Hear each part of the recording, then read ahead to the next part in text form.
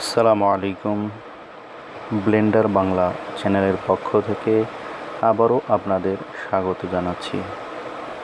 আজকে আমি নতুন একটি যাত্রা শুরু করতে যাচ্ছি, সেটি হলো ছোট ছোট অ্যানিমেশন তৈরি।